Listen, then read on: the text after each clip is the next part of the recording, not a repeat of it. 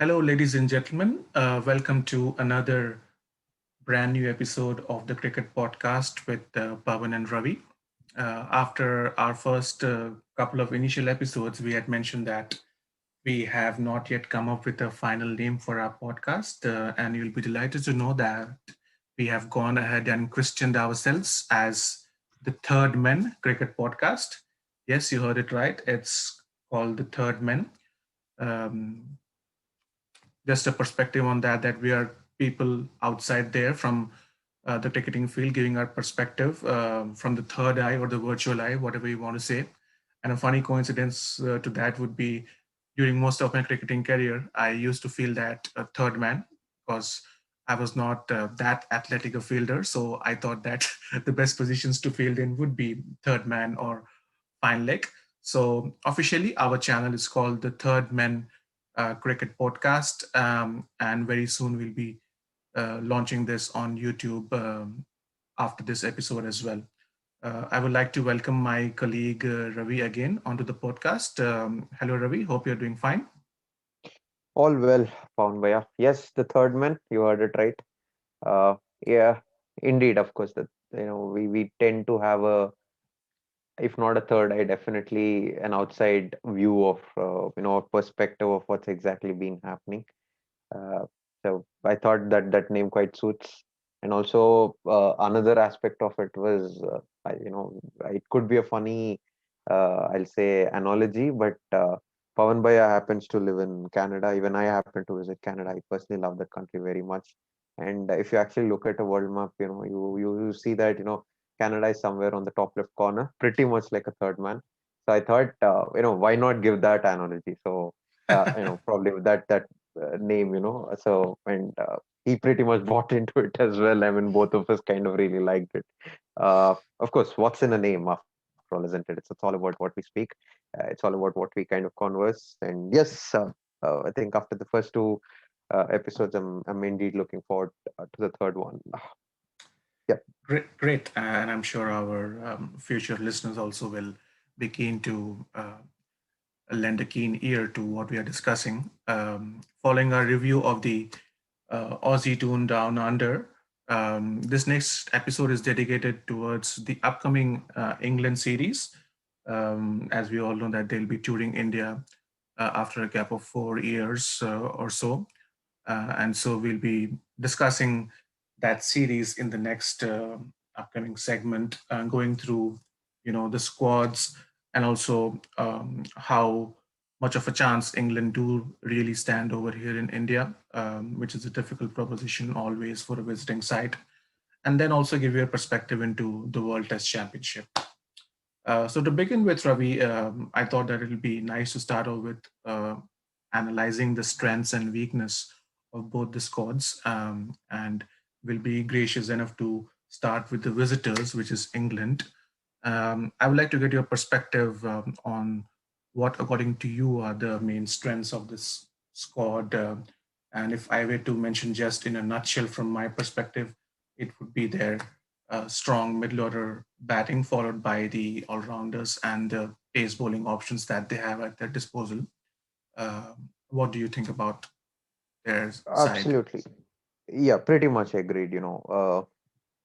I personally think the batting looks better than the last time. We've seen a lot of promise in all these lads. Uh, of course, there's tons of experience in Dom Sibley, but would he make it to playing 11 would still be a question. Middle order is terrific. We'll definitely see Ben Stokes playing, Josh Butler playing, and also perhaps Chris Wokes may be a good option to start with as well for them, considering he can also do some amount of batting. It's important for the tail to wag necessarily in India, and we've seen successful teams in the past have actually done that. And I personally think England has one of the, uh, you know, if not the best, probably they have one of the best bowling attack for sure, but also a tail that can actually whack.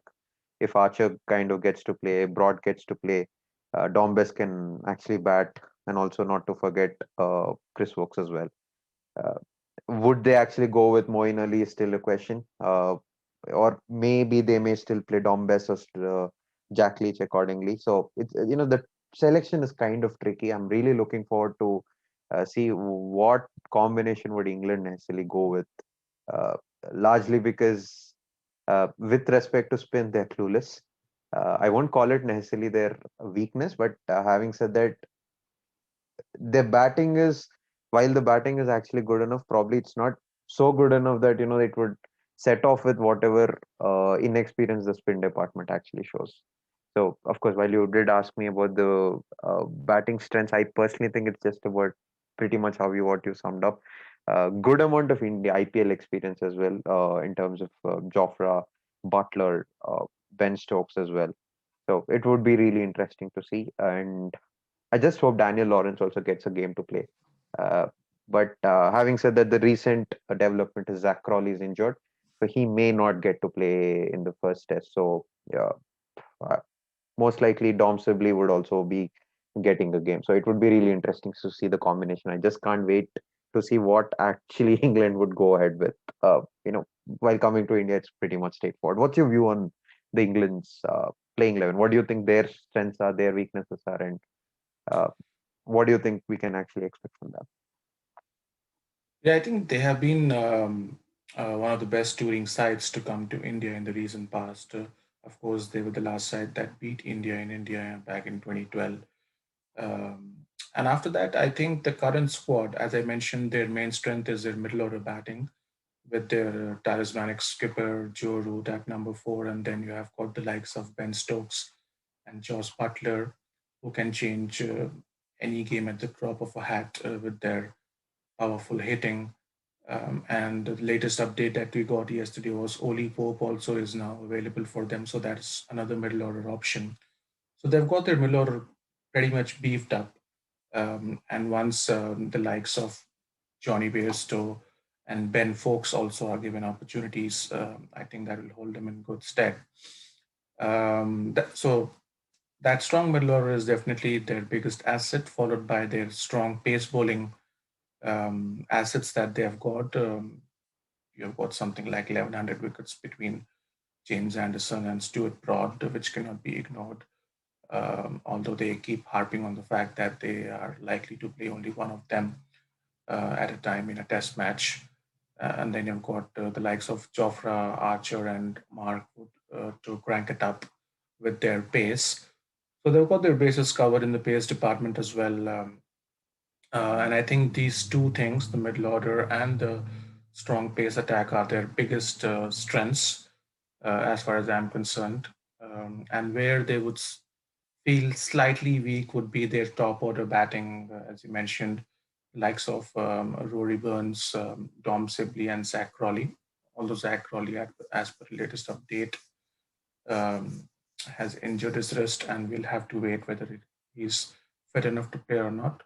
But even if he was fit to play, all these three players have never played a test series in India. So playing against a high quality bowling lineup like India, was strong in both pace and spin, would have been a real challenge for all of them.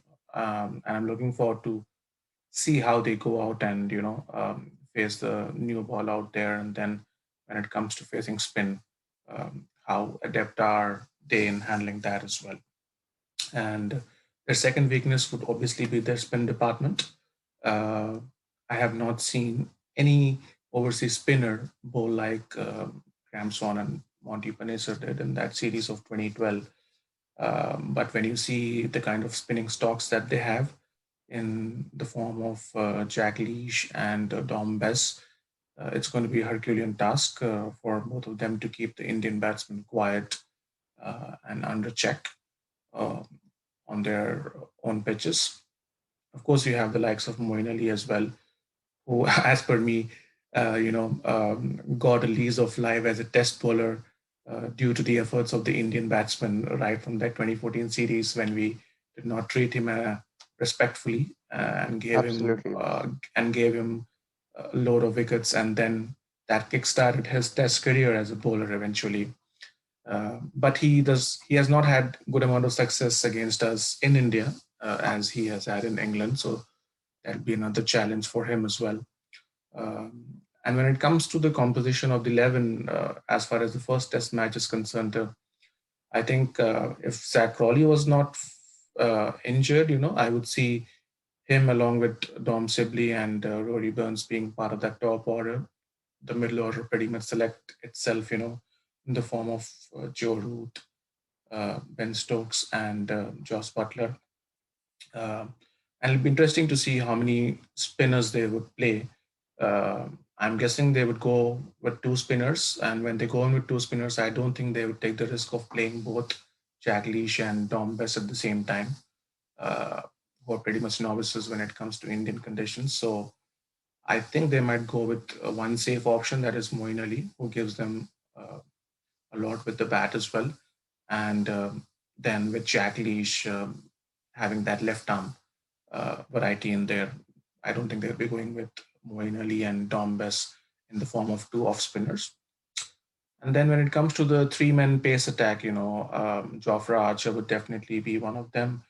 Uh, and it'll be interesting to see whether they would want to go with both Broad and Anderson. I personally would go with both of them because it's the first test match of the series and you want your both experienced bowlers over there, and have Ben Stokes as the fourth bowling option in there as far as their pace battery is concerned.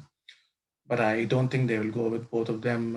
If that is the case, then they will have to play one of them and then play Chris Wokes as well. In any scenario, that makes their batting go deep and up to number 10, I would say. And as you mentioned, that uh, you need the tail to fire in a country like India. And the Indians have historically struggled to bowl out the tail in overseas conditions, not so much at home because the spinners more or less take care of the tail. Uh, but all in all, I think they have a pretty balanced squad. They would need all their big guns to fire and their new players to, fire um, collectively, just like our team did in Australia, to just even, give India a scare because like we had a discussion the other day, post that 2012 series, India has just lost one test match in the last 9 years, which is a staggering feat for any test playing nation in their own backyard. Uh, That's true. so this is my assessment of their squad. Uh, Also, Um, yeah. actually, I personally don't think I'm not being complacent, but I personally don't think much weightage needs to be actually given to their 2-0 win in at Galle in Sri Lanka. Firstly, one reason being, of course, Sri Lanka, the board, the squad, they're just clueless who to actually pick, who would actually fire, and so on and so forth. Uh, Also, we also seen that the batting hasn't necessarily fired amazingly well, but we do have one big threat in the name of Joe Root, the captain himself. When it comes to India, it's altogether a different set of bowlers that they're going to face. Be it Ashwin, maybe Sundar may get a game too.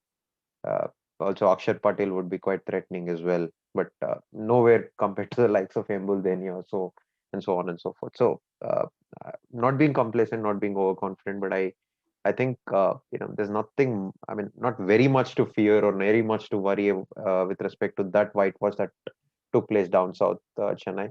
But having said that, of course, humility is important, uh, and I'm sure they'll be given enough respect, at least while playing the game, if not while preparing the pitches.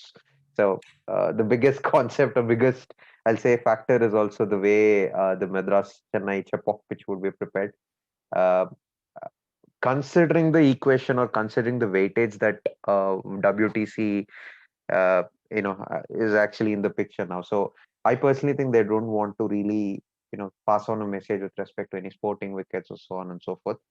At the same time, it may not necessarily backfire like in 2012, 2013, because with the way Monty and also Swan actually spun them to glory. I don't think that similar feat may actually be achieved this time around.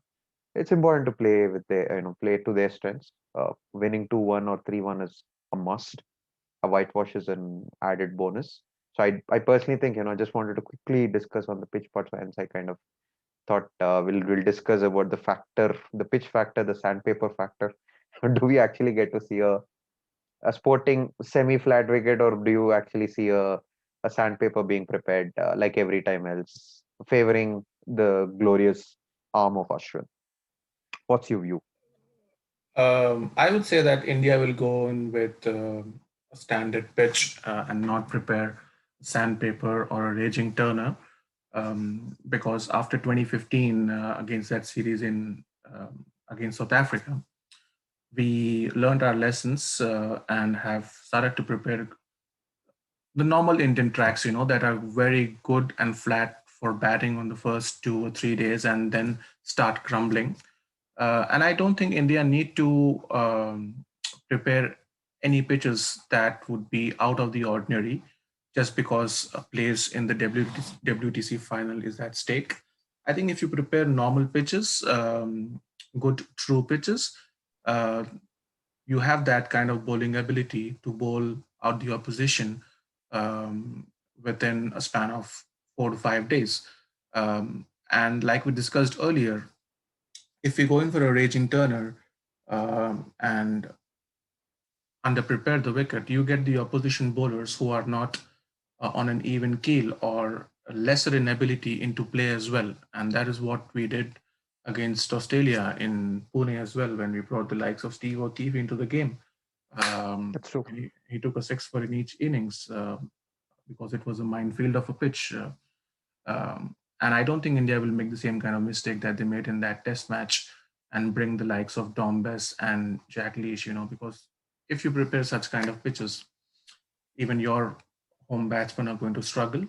And it'll just be a So case true. of pitching the ball in the right areas and letting the pitch do the rest.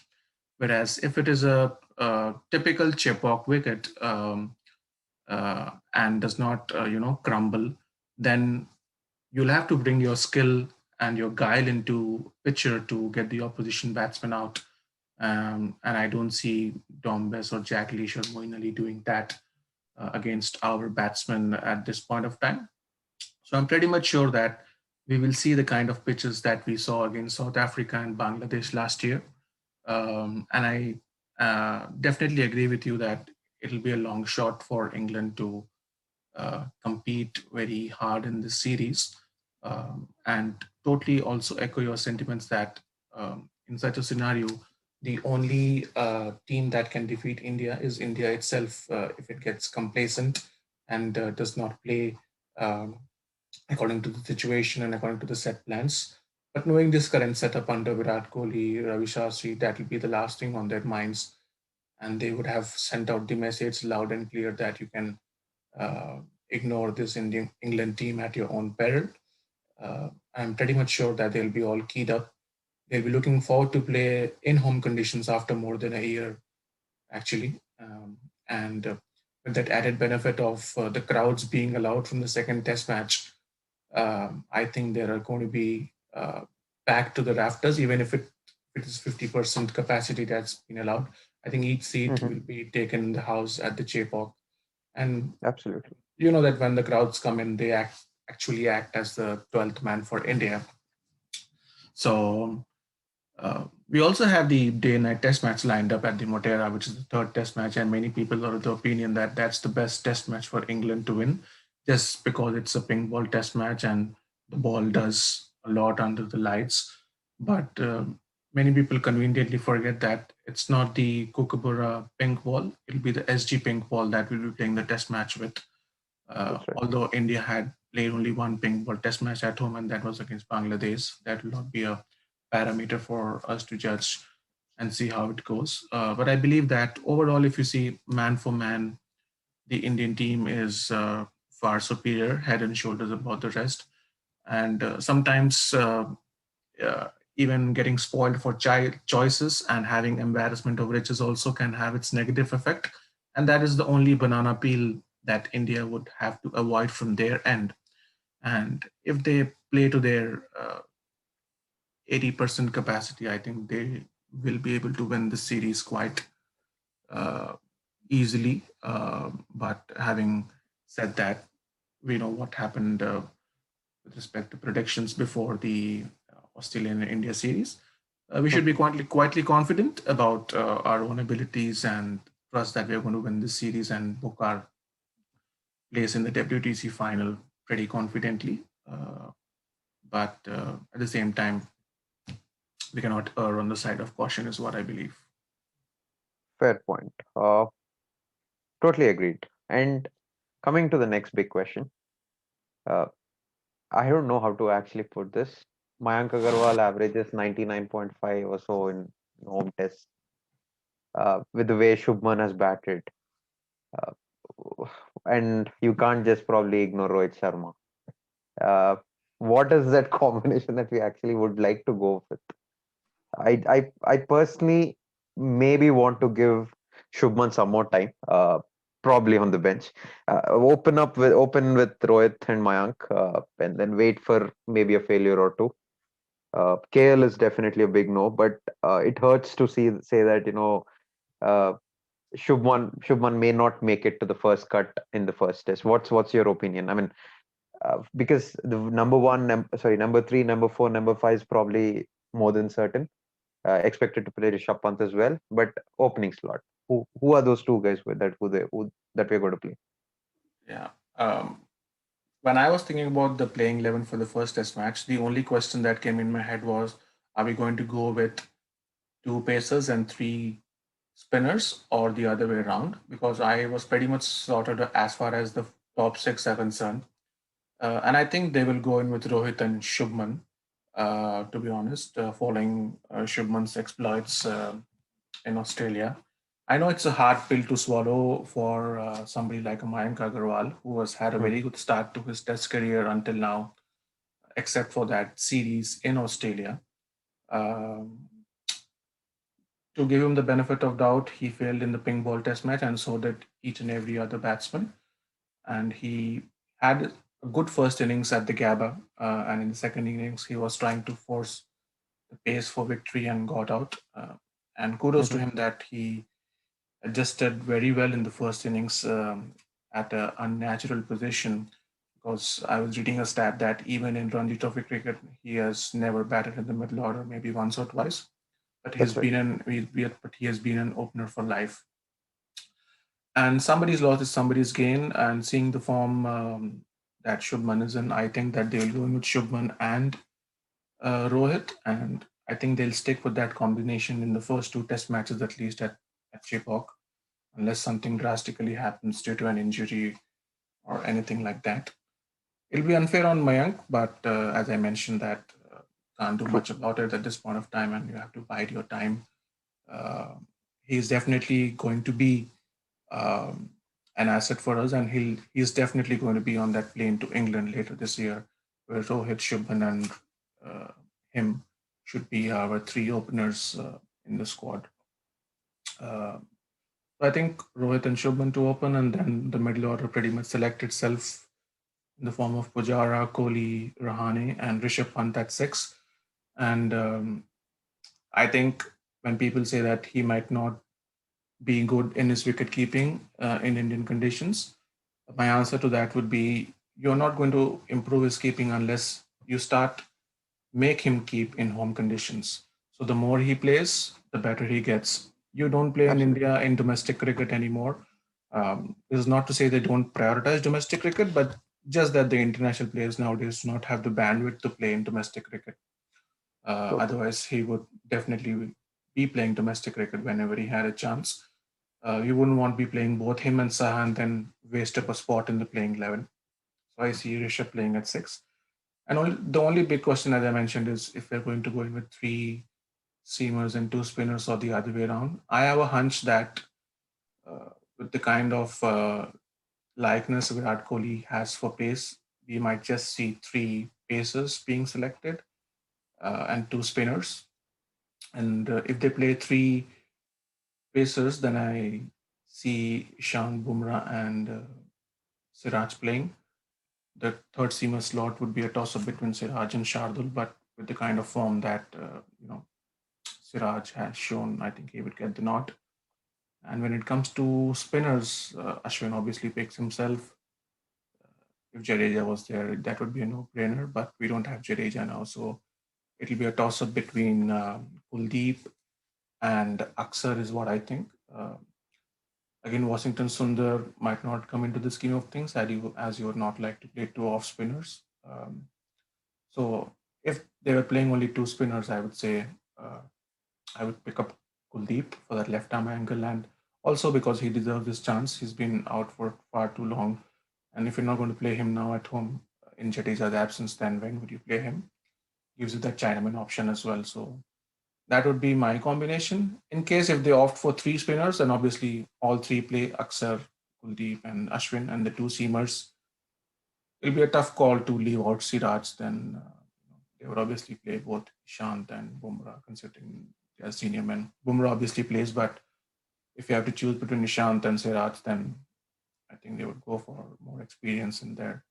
Then Siraj would also be unlucky to miss out.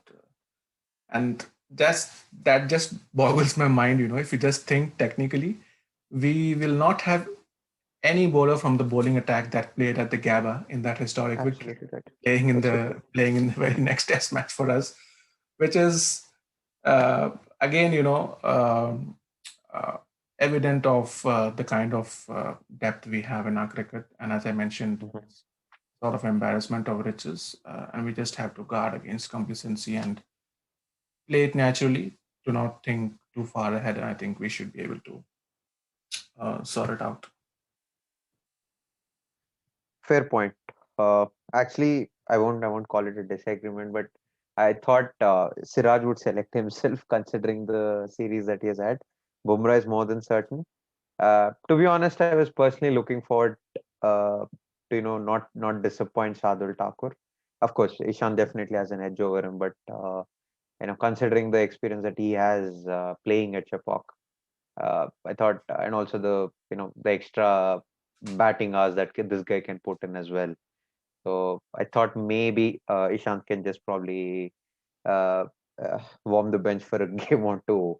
Also, he's not had a very terrific Syed Mushtaq Ali, so it's very important. I think that's one slot that that would be would that would probably you know uh, probably invite some amount of discussion.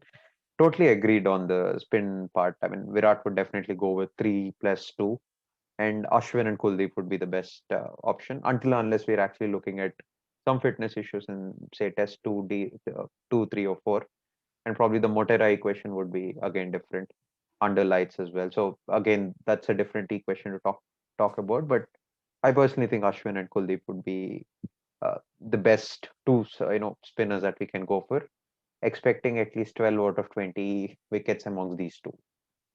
So yep, that's pretty much it. At least on the strengths and weaknesses side of things. So actually, one viewpoint that I wanted was with respect to this huge rotation policy that England have in place. Uh, while we did discuss briefly, what I mean, is there anything more that you actually would like to add on that part? Yeah, I actually have a strong opinion on this rotation policy business. I believe it's a huge amount of disservice that the England setup is doing to their own fans, to the Indian fans, and also to the BCCI, because you want the best players to play against the best players in the opposition to be a gripping series.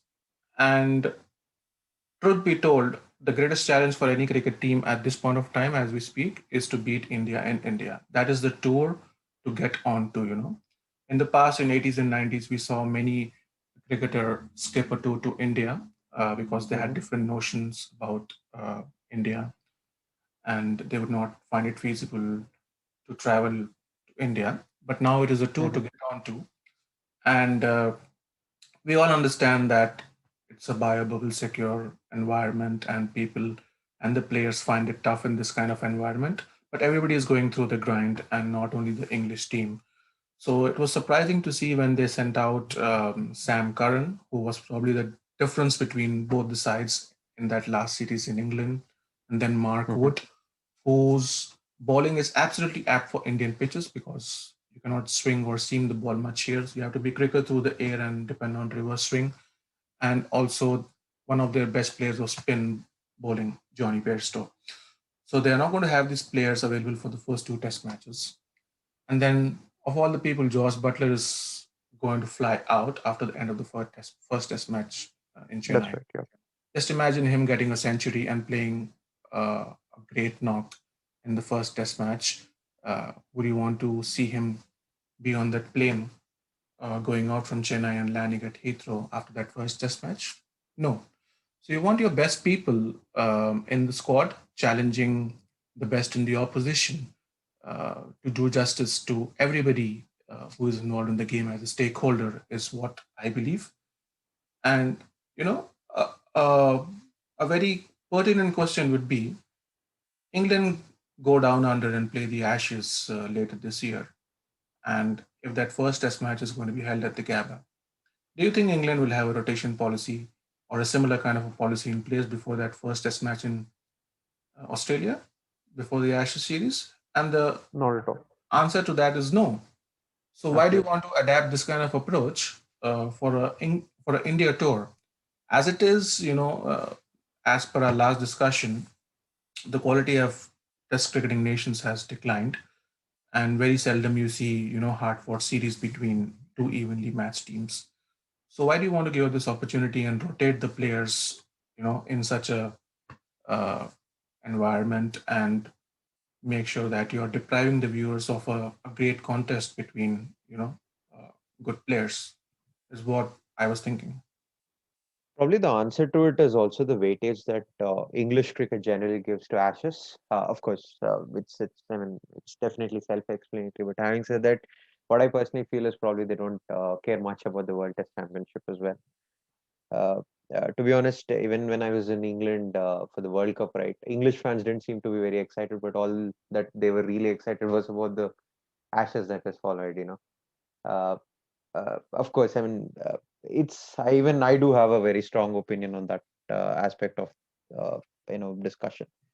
So before we wrap up, I just wanted to know what's your prediction for this series, uh, and of course, that prediction would help us to understand which two teams would actually play in the World Test Championship final. Final. Many people put their head on the chopping block and suffered with respect to that India Australia series. And just to let you know, I told my close friend over here in Canada before the start of that series, before even a ball was bowled, that India was going to win 2-1. So I'm glad that my prediction came true for that series. But when it comes to this series, I'm giving it 3-0 to India. I don't see England winning a test match over here. I'd be pleasantly surprised if they do so.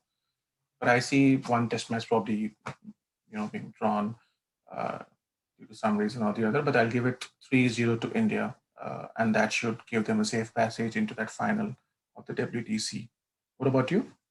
Fair point. Actually, when I was thinking 3-0, but of course not to contradict, but I also think probably in the day night test, maybe England may surprise us. Of course, get some good runs on the board, batting first, and it would be interesting to see.